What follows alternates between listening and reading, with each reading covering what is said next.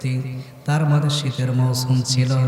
কম ফানজির, দাঁড়িয়ে যান, উঠো, সারা রাত্র আপনি ঘুমিয়ে থাকতে পারেন না। কুম ফানজির, আপনি ওঠেন, বিছানা ছেড়ে দেন, আরামের বিছানা ছেড়ে দিতে হবে। ফানজির, আপনার পরিবার পরিজন, আপনার সমাজের মানুষ, আপনার দেশের মানুষকে আল্লাহর ভয় দেখান। রব্বাকা ফাকাব্বির, আর আপনি আপনার রবের বরত্বতা প্রকাশ করবেন। আল্লাহ যে বড়, এই কথাগুলো স্বীকার করবেন এবং প্রচার করবেন, প্রসার করবেন। ওয়াসিয়ামাকা ফাতাহির, আর আপনি যখন ইবাদত করবেন, আমল করবেন, আপনি খেয়াল রাখবেন আপনার পোশাক যেন পবিত্র থাকে। সুবহানাল্লাহ। কথা কি শোনা যাচ্ছে? শোনা যায় কথা? আপনারা মানুষ কম না বেশি? অনেক, বলেন না? অনেক মানুষ না? তো অনেক মানুষ হলে সুবহানাল্লাহর আওয়াজ কি এত নরমাল হলে চলবে? বলেন, চলবে?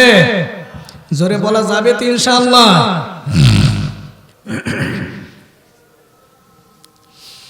সুবহানাল্লাহ জোরে কেন বলবেন না? হাদিসের ভিতরে এসেছে, বান্দা যদি একবার সুবহানাল্লাহ বলে, বান্দা যদি একবার আলহামদুলিল্লাহ বলে, একবার যদি আল্লাহু আকবার বলে, আসমান জমিনের ভিতরে যে ফাঁকা জায়গাগুলো আছে, এই ফাঁকা জায়গাগুলো নেকির দ্বারা আল্লাহ পাক ভরপুর করে দিবে।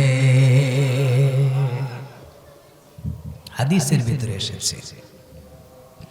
আর বান্দাকে যখন জান্নাতে দেওয়া হবে, বান্দা আফসোস করবে, এই জান্নাত, হায় হায়, আর সুবহানাল্লাহ বলে এত কিছু হয়, আলহামদুলিল্লাহ বলে এত কিছু হয়, আগে যদি জানতাম তাহলে আরো বেশি বলতাম, আমার জন্য জান্নাতটা আরো সুন্দর হইতো।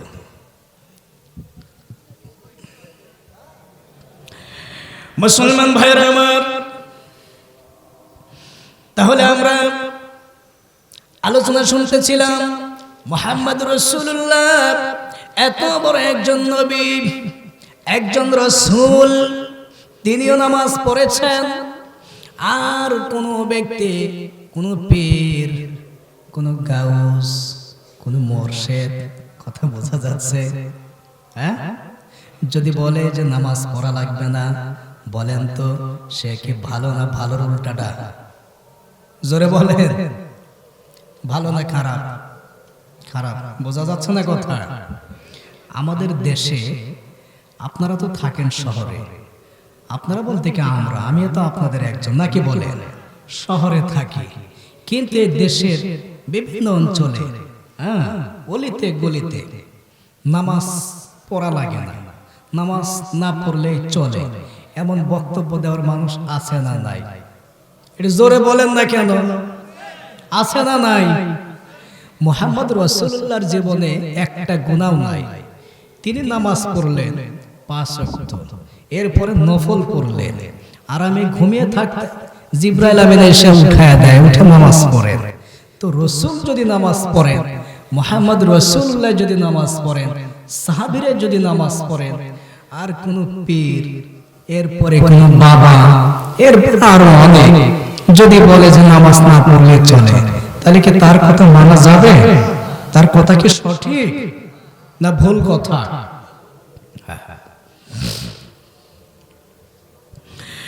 মুসলমান ভাইরা আমার,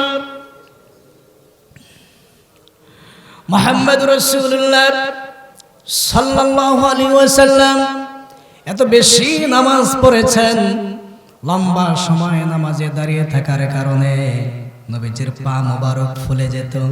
সাহাবীরা বলতেন, ইয়া রাসূলুল্লাহ, আপনি এত কষ্ট কেন করেন? এত কষ্ট কেন করেন? খুব খেয়াল করবেন, নিজের জীবনের সাথে একটু মিলাবেন। আমরা তো 15 বছরের আগে নামাজই পড়ি না, ঠিক কিনা? এরপরে আবার 5 ওয়াক্ত পড়ি না, অনেক কাজা, অনেক কামাই, এরপরে অনেক সময় গর্ব করি আমরা নিজেকে নিয়ে, যা আমি এত নামাজ পড়ি, তাই না? আমি এত নামাজ পড়ি, এত রোজা রাখি, এত নেক আমল করি। মুহাম্মদ রাসূলুল্লাহ এত আমল করলেন, এত নামাজ পড়লেন, সাহাবা একরাম বললেন, ইয়া রাসূলুল্লাহ, এত কষ্ট করার দরকার কি আপনার? মুহাম্মদুর রাসূলুল্লাহ বললেন, আফালা কুনা আবদান শাকুরা, আমি শুকরগুজার বান্দা হতে চাই। আমি চাই আমি যেন আল্লাহর শুকর আদায় করি। শারীরিক সুস্থতা আল্লাহ দিয়েছেন, এই সুস্থ জীবনের শুকর আদায় করা হবে, শুকর আদায় করা লাগবে ইবাদতের মধ্য দিয়া। এই জন্য আমি এত বেশি সময় দাঁড়িয়ে দাঁড়িয়ে নামাজ পড়ি। পা ফুলে যেত, এরপরে এত নামাজ পড়তে। আমরা কি এত কষ্ট করতে পারি? এত কষ্ট করতে পারি না। একটু একটু ব্যথা খেয়াল করে, এই পায়ে ব্যথা, একটু গিরাই ব্যথা, এই জন্য আর দাঁড়াইতে পারি না। চেয়ার ছাড়া আমার চলে না, ঠিক কিনা বলেন? হ্যাঁ, হায় হায় আফসোস। ফাওয়াইলুল লিল মুসাল্লিন, কোরআনুল কারীমের সূরা মাউনের ভিতরে এসেছে, ফাওয়াইলুল লিল মুসাল্লিন আল্লাযীনা হুম আন সালাতিহিম সাহুন। ওই সমস্ত মুসাল্লি নামাজীদের জন্য ধমক, ধমকি, নিন্দা জানাচ্ছে আল্লাহ, যারা নামাজের ব্যাপারে উদাসীন, নামাজের ব্যাপারে গাফেল, নামাজ পড়ে কিন্তু গাফেল, উদাসীন, নামাজ পড়ে কিন্তু নামাজের ভিতরে কি থাকে না? মন থাকে না। নামাজ পড়ে নামাজের ভিতরে খুশু নাই, খুজু নাই, ধ্যান নাই। তাহলে বোঝা গেল নামাজ পড়ে না তো অপরাধ। আবার নামাজ পড়ে যদি নামাজটা সঠিক না হয় এটাও অপরাধ। আপনি কষ্ট করে মসজিদে আসবেন, নামাজ পড়বেন, আর আপনার নামাজের মধ্যে মন থাকবে না, খুশু থাকবে না, খুজু থাকবে না, আল্লাহ সব নামাজ কি করবেন না? কবুল করবেন না। এই জন্য আমাদের হিসাব করে চলতে হবে। আমার মুসলমান ভাইরা, বিশ্বনবী মুহাম্মদ রাসূলুল্লাহ মরণকালে মৃত্যুর সময় সাহাবীদের বলেছেন, আসসালাত আসসালাত, এ আমার সাহাবীরা নামাজ, নামাজ পড়ো। নবীজি নামাজকে এত ভালোবাসতেন, এত গুরুত্ব দিতেন, এই জন্য আমরা নামাজ পড়ব ইনশাআল্লাহ। জোরে বলি, পড়ব তো? কয়েক তো? 5 ওয়াক্ত, ঠিক আছে? শুধু আমি আর আমরাই পড়ব, বাড়ির যারা থাকে তারা পড়বে না? কি বলেন? হাদিসের ভিতরে এসেছে, মুহাম্মদ রাসূলুল্লাহ বলেছেন, তুমি তোমার ছেলেকে, তোমার মেয়েকে নামাজের কথা বলবে, নামাজ পড়ার কথা বলো। কখন? যখন তোমার ছেলে মেয়ের বয়স হয় 7 বছর। 7 বছর থেকে নামাজের কথা বলবে, নামাজের প্রশিক্ষণ দেওয়া হবে, নামাজ শেখাতে হবে। মাঝে মধ্যে পড়বে বাচ্চা সন্তান, মাঝে মধ্যে পড়বে না, অসুবিধা নাই। আর তোমার সন্তানের বয়স যখন 10 বছর হয়ে যাবে তখন নামাজ অবশ্যই পড়তে হবে। নামাজের জন্য একটু কঠোরতা করতে হবে। হাদিসের ভিতরে এসেছে, এমনকি 10 বছর বয়স হওয়ার পরে সন্তান যদি নামাজ না পড়ে তাহলে তাকে হালকা, ছোট্ট করে, হালকা করে একটু মায়েরও যদি দিতে হয় তাও মুহাম্মদ রাসূলুল্লাহ দিতে বলেছেন। তার মানে শাসন করতে বলেছেন, তাও নামাজ পড়াতে হবে। কয় বছরে বলেন? কয় বছরে? 10। 7 থেকে শুরু, 10 বছরে যায় কঠোরভাবে নামাজ পড়াতে হবে। আর আমরা কি করি? ছেলে অনেক বড় হয়ে গেছে, মেয়ে বড় হয়ে গেছে, এতই আদরের ছেলে, এতই আদরের মেয়ে, নামাজ পড়তে বলে না। শীতের মধ্যে চিনি ছাড়া দাও, শীতের মধ্যে বাবা ঘুমায় থাকো। হায় হায় আফসোস। আপনি কি শুধু আপনার সন্তানকে ভালোবাসেন? শুধু আপনি কি ভালোবাসেন? পৃথিবীতে আর বাবা ছিল না? বলেন একটু, আর ছিল না? নবী রাসূলদের অন্তরে আল্লাহ মায়া, মমতা, ভালোবাসা দেননি? তাদের কি সন্তান ছিল না? তারা সন্তানদের বলেন নাই বাবা থাকো, ওঠার দরকার নাই, বাবা থাকো, রোজা রাখার দরকার নাই, বলতেন না, নামাজের কথা বলতেন।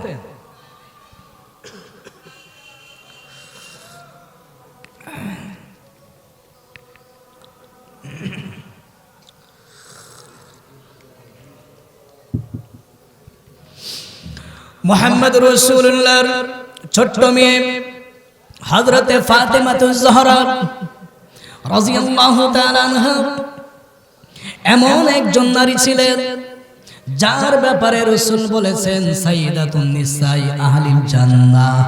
কিয়ামতের ময়দানে যত মহিলা মানুষ জান্নাতে যাবে সকল জান্নাতি নারীদের সরদারনি হবে ফাতেমাতুজ জাহরা।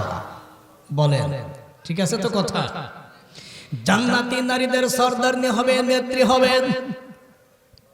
আল্লাহ রাসূল আগেই বলেছেন এমন একজন নারী চাইলে পারতেন যে আমি আমল করব না, কারণ আমার বাবা তো ঘোষণা আগে দিয়েছেন আমি জান্নাতি নারীদের নেত্রী হব।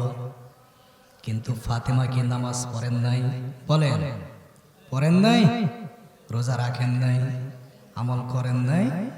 অবশ্যই করেছেন। আল্লাহ রাসূল এমন ভাবে বলেছেন হে ফাতেমা তুমি তোমার জীবন নিয়ে চিন্তা করো, তুমি একজন নবীর মেয়ে, রাসূলের মেয়ে, জন্য কিন্তু তুমি বসে থাকতে পারো না যে আমার বাবা নবী, আমার বাবা রাসূল, আমার বাবা আমারে পার করে দিবে, নামাজ পড়া লাগবে না, আমল করা লাগবে না, এমন কথা কিন্তু মুহাম্মদ রাসূলুল্লাহ বলেন নাই। বরং এমন কথা বলেছেন ফাতেমা তুমি তোমার জীবন নিয়ে চিন্তা করবে, তুমি তোমার জীবন নিয়ে একটু ভাবনা করবে। এ ফাতেমা কিয়ামতের ময়দানে আমি নবী কিন্তু তোমার জন্য কিছুই করতে পারবো না।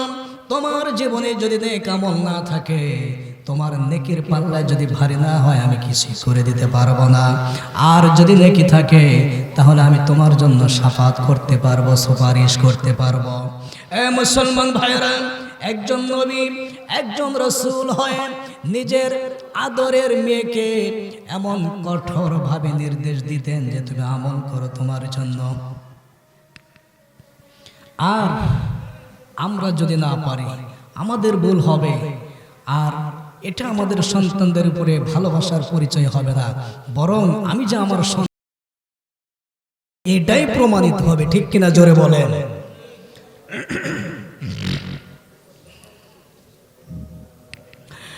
মুসলমান ভাইরা,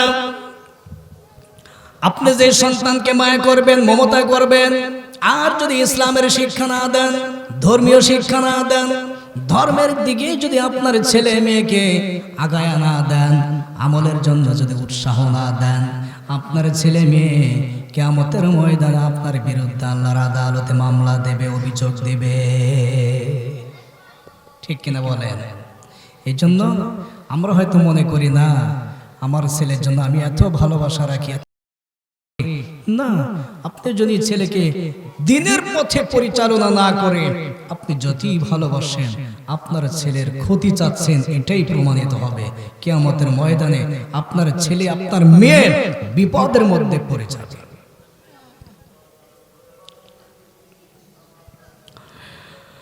আমার মুসলমান ভাইরা, এই জন্য আজকের থেকে আমরা প্রতিজ্ঞা করব, নিজে নামাজ পড়ব, ছেলে মেয়েকে নামাজের কথা বলবো, স্ত্রীকে নামাজের কথা বলবো। হাদিসের ভিতরে এসেছে যে ঘরের ভিতরে নামাজ হয় সেই ঘরের ভিতরে আল্লাহ পাক রব্বুল আলামিন রহমত বরকত নাজিল করেন। ঠিক কিনা? এই জন্য মাঝে মধ্যে ঘরের ভিতরে নফল নামাজ পড়ার অভ্যাস করতে হবে। আপনার স্ত্রী 5 ওয়াক্ত নামাজ পড়বে, আপনার মেয়ে ঘরের ভিতরে 5 ওয়াক্ত নামাজ পড়বে, আপনি মসজিদে নামাজ পড়বেন, আপনার ছেলে মসজিদে নামাজ পড়বে, এরপরে দোয়া করবে। দেখবেন আপনার পরিবারের ভিতরে আল্লাহ পাক রহমত নাজিল করবেন, আপনি পারিবারিকভাবে সুখ এবং শান্তি অনুভব করতে পারবে। কয় নাম্বার গুণ গেল বলেন? 4 নাম্বার। কয় নাম্বার? 4 নাম্বারে এসে আমি অনেক লম্বা করে ফেলেছি, সামনে আগাই।